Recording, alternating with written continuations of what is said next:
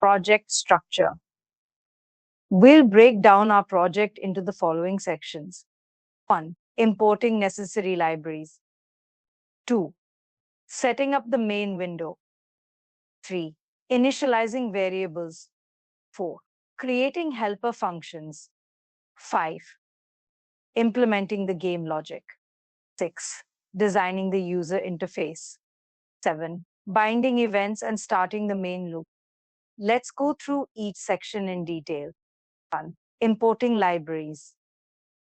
Random, it helps in generating random strings and numbers. Message box, it helps in displaying a message box on the screen.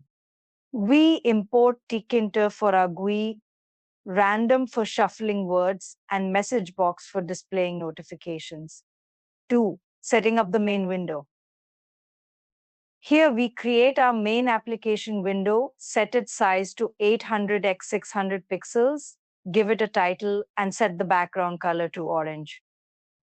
A. TK, it helps in initializing the tkinter module. B. Geometry, it defines the geometry of the typing test window.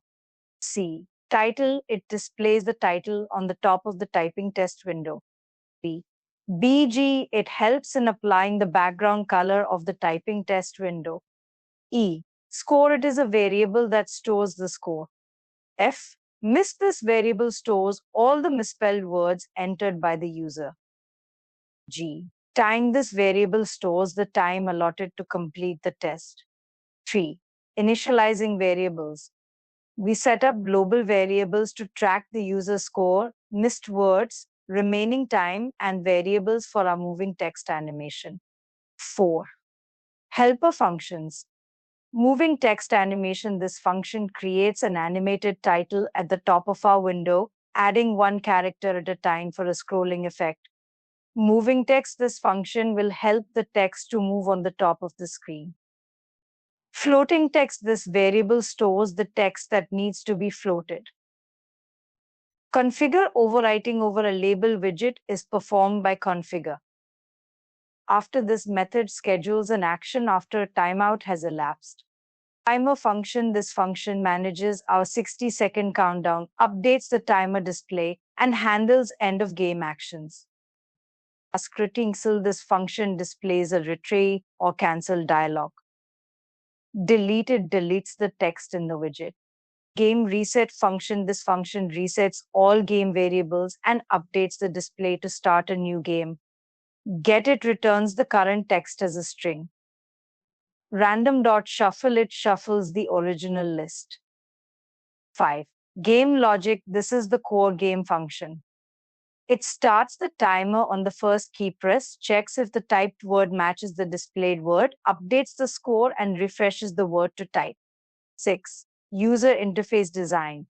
We'll create and position various labels and an entry field. Each of these elements plays a crucial role in our interface. Font label displays our moving text animation. Start label prompts the user to start typing. Label forward shows the current word to type. Score label and score label count display the user's score. Label for timer and timer count show the remaining time. Game instruction provides instructions to the user. Word entry is where the user types their input. 7. Event binding and main loop. Finally, we bind the enter key to our game function and start the tkinter main loop. Okay, let's run the code.